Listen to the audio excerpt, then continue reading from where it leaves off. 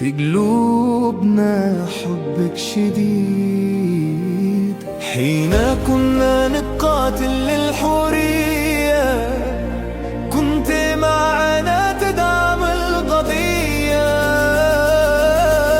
شكرا يا باكستان، لن ننسى وقوفك، أخواتك في الدم، نور في طريقك.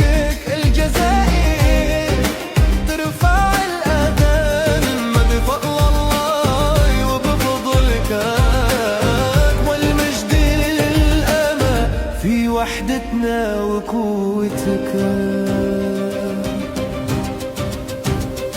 أعطيتنا صوتا في كل مكان، في الأمم المتحدة في كل ميدان. جوازات السفر حماية ويدا، كنت سندا لنا في كل زمن.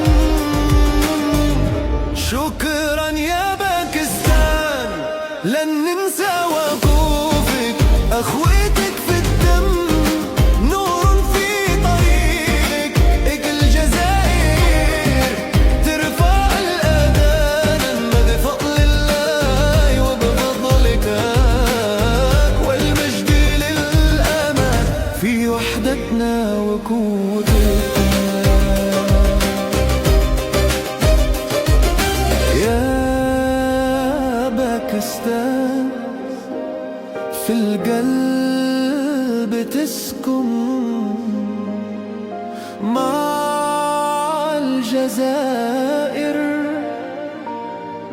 إخوتي لا تدفن، دم الشهداء يوحدنا، وصوت الحق يجمعنا.